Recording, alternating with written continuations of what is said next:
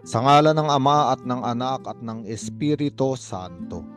Panginoon, isugo mo ang iyong espiritu at pagpanibaguhin mo ang muka ng aming mundo. Ang ebanghelyo sa araw na ito ay mula kay San Marcos, Kabanata 9, talata 41 hanggang 50. At binibigyang diin sa ebanghelyong ito ang sinabi ni Jesus, sapagkat kanyang inihayag, mabuti pa sa isang tao ang siya'y bitinan sa leeg ng isang malaking gilingang bato at itapon sa dagat kaysa maging sanhi ng pagkakasala ng isa sa maliliit na ito na nananalig sa akin. At paano ba tayo maaaring maging sanhi ng pagkakasala ng iba? At isa lamang ang malinaw na tugon, nagiging sanhi tayo ng pagkakasala dahil din sa ating mga kasalanan. Sa madaling salita, habang gumagawa tayo ng kasalanan at nakita ito ng iba, maaring tayo ay tularan, tayo ay sundan. Kaya nga ang ating pagkakasala at ang ating mga kasalanan ang nagbubulid din sa ating kapwa upang bumagsak sa parehas na kalagayan. Ngunit ang responsibilidad, sinasabi ni Hesukristo sa ebanghelyong ito, ay nasa atin sapagkat tayo ang naging sanhi. Kaya nga sa ebanghelyong ito ay tinuturuan tayo ni Hesukristo kung paano makakaiwas sa mga kasalanan. Sinabi niya, kung ang kamay mo ang nagiging sanhi ng iyong pagkakasala, putulin mo.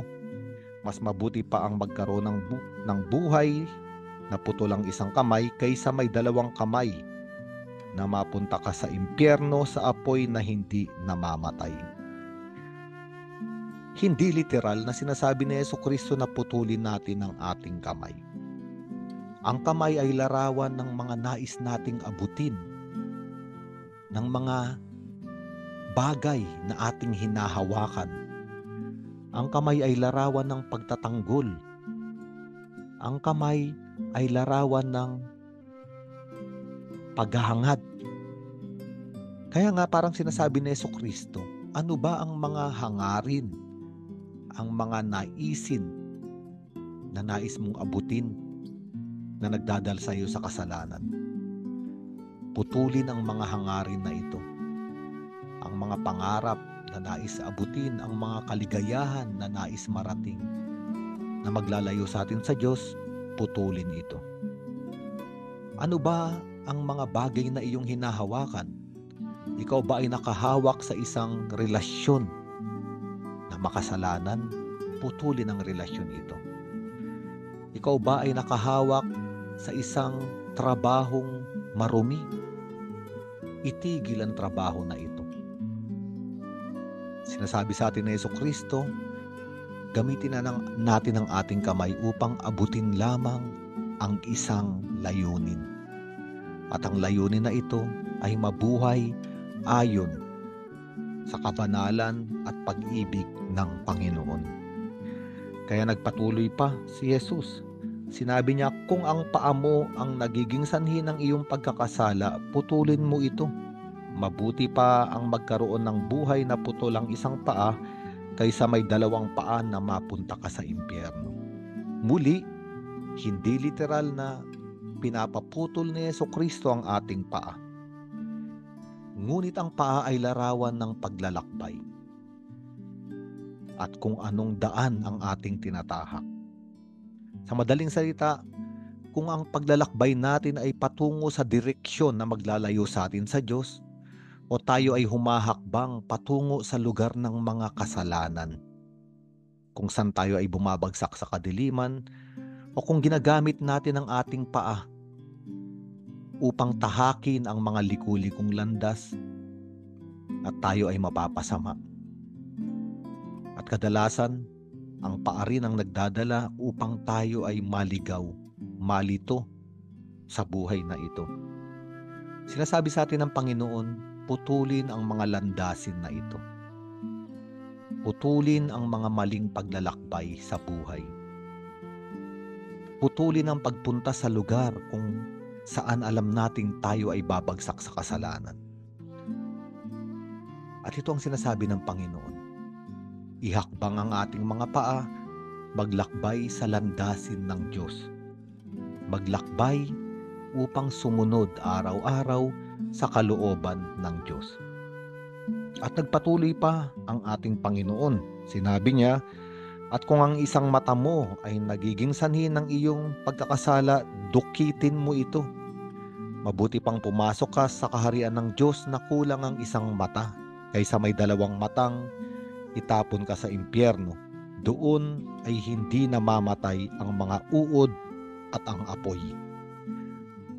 Muli, hindi literal na kailangan nating dukitin ang ating mata.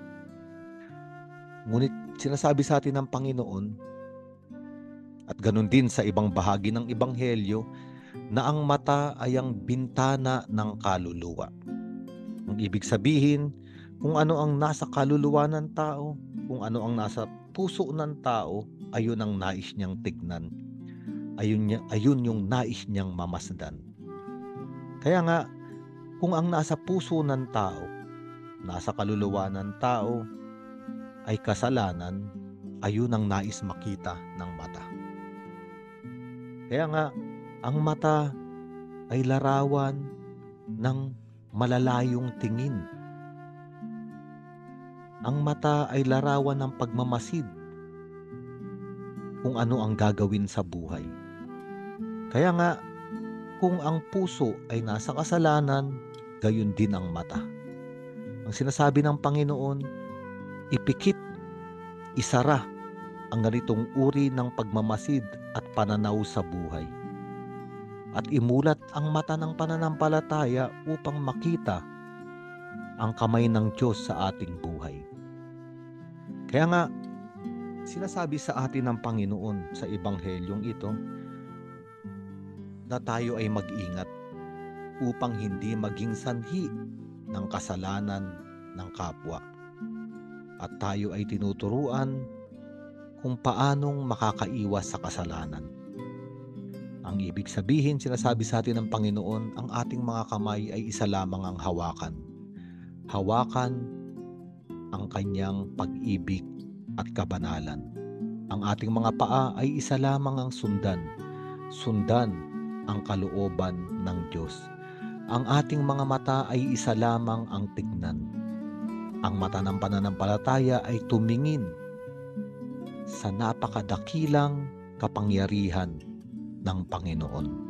Sa ngalan ng Ama at ng Anak at ng Espiritu Santo.